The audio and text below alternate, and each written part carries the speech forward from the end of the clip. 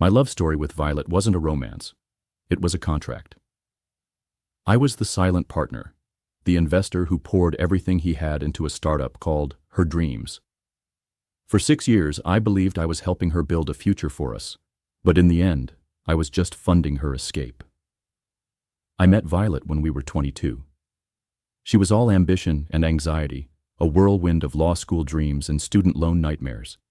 She wanted to save the world, to fight for environmental justice, and I fell for the fierceness in her eyes. The first investment was a prep course for the LSAT. It was $1,000, a small fortune for me then, but a price I was happy to pay to see her light up. When she got accepted to her dream school, her joy was infectious. We celebrated as a team, 2 kids on the brink of something incredible. But that was the beginning of the end. The dream school came with a $45,000 annual price tag. She said she couldn't ask me to do it, but her eyes held a silent plea. I told her, "You're not asking. We're a team. Your success is my success." And with those words, I stopped being a boyfriend and became a benefactor. I paid her tuition, her rent, and when her car broke down, I bought her a new one. I watched her transform from a stressed-out student into a confident, polished woman who commanded every room she entered. I was so proud. I saw her 18-hour study days, her exhaustion, her dedication, and I believed that my money was freeing her to be the brilliant woman she was always meant to be. We'd share quiet moments at the end of the day, and she'd whisper, "You're too good to me. I don't know how I'll ever repay you." "Just don't forget about us," I'd whisper back. She'd laugh and promise she never would. I thought those promises were etched in stone. The first crack in our foundation appeared after she passed the bar exam with flying colors. The job offers rolled in, a torrent of opportunities she'd always dreamed of. She started going to networking events that lasted until the early hours. She'd come home smelling of expensive perfume and tell me about the brilliant people she was meeting, the visionaries who truly understood her. I trusted her. Why wouldn't I? This was Violet, the woman I'd poured my heart and wallet into. The final offer came from a prestigious environmental law firm. The salary was staggering, more than twice what I made. We should have celebrated, but she went out with her new colleagues and came home at 2 a.m., she said. "This is everything we worked for." But the word felt hollow. She started talking about reinventing herself, of needing a new wardrobe, a new hairstyle, a new everything. She started looking at our comfortable apartment with disdain, calling it unprofessional. I saw it then. Somewhere in her transformation from student to lawyer, I had become a limitation. Our modest life, our shared history, was a reminder of a past she was desperate to shed. The breaking point arrived 3 months into her new job. I came home early, hoping to surprise her with dinner. I heard her voice from the bedroom, hushed and full of guilt. "No, Marcus," she said. "He paid for everything. Law school, my car, everything. I can't just—" My blood ran cold. I know you're right. I just feel guilty. He's been so good to me. But yes, you're right. I can't let gratitude hold me back from what I really want." I left the house, driving aimlessly for hours, the words echoing in my head. She was planning to leave me for someone else, a colleague named Marcus, and her only hesitation was guilt.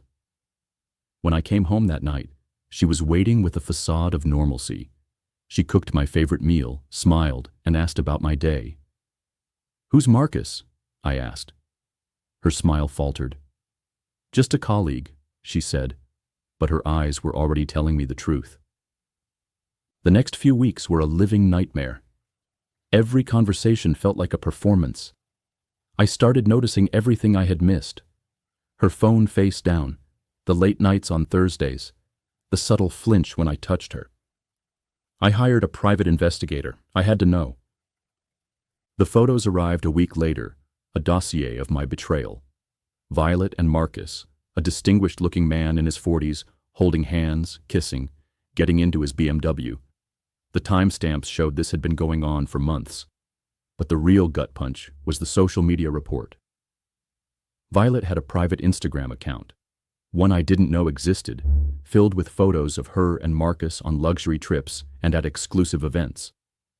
In every picture she looked radiant, free, happy in a way I hadn't seen in years. The final photo, a toast with her new crowd, had a caption that read, "Finally becoming the person I was always meant to be." I realized then that I wasn't the love of her life. I was a chapter she was ready to close, a reminder of who she used to be. That night, I cooked her favorite meal.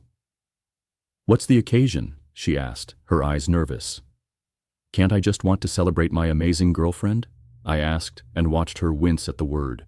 Over dessert, I asked the question that had been burning inside me. "Are you happy? Really, truly happy with us?" The air was heavy with her silence. "That's not a fair question," she said finally, her voice thick with guilt. She stood up, pacing the room. "Because everything is so complicated. You've done so much for me. I'm grateful. I really am. But I feel like I'm suffocating." Suffocating. The word hit me like a physical blow. Every time I want to make a decision about my life, my career, my future, I have to think about what you've invested in me, about what I owe you. I can't move forward because I'm always looking back at everything you've given me. "I never asked you to owe me anything," I said, my voice quiet.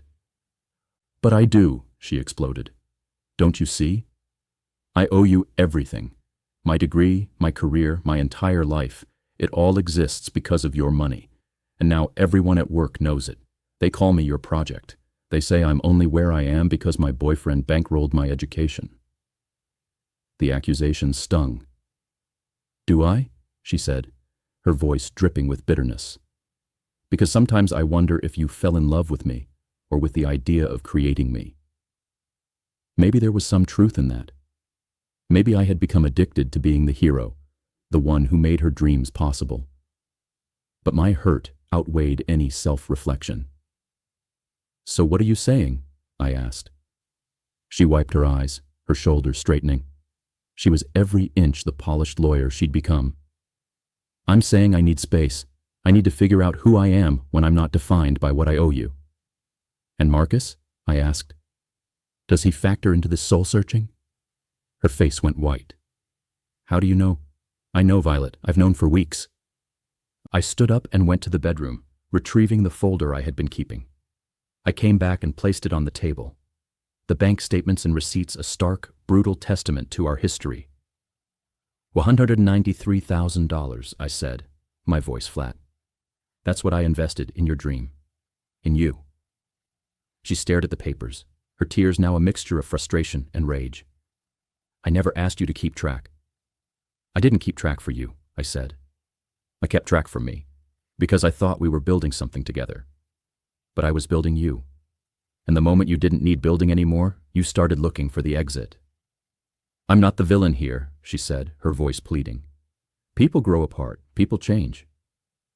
"You're right," I said, and she looked surprised. "You don't owe me your life. But you owed me honesty. You owed me the respect of ending things before you started something with someone else."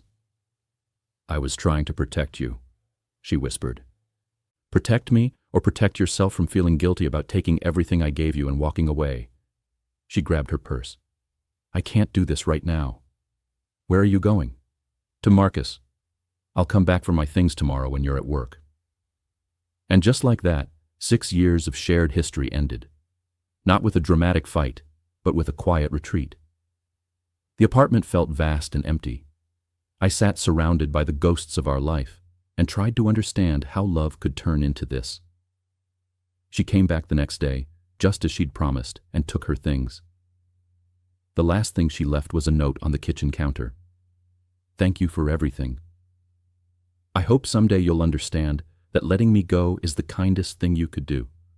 I'll pay you back when I can." I never got the money back. I never got a genuine apology. But what she left behind was far more valuable, a lesson. The difference between investment and love, between supporting someone's dreams and enabling their selfishness. 3 months later, I saw the engagement announcement on social media. Violet and Marcus, radiant at some gala, The ring enormous. The caption read, "So grateful to have found my perfect match. Here's to new beginnings and the courage to follow your heart." New beginnings. As if our 6 years had been nothing more than a cage she'd finally escaped. Sometimes, late at night, I still wonder if she was right. Maybe I did fall in love with the idea of creating her success story. Maybe I was holding her back from becoming who she was meant to be. Maybe that makes me just as guilty as she was. The only difference is, I'm willing to admit it.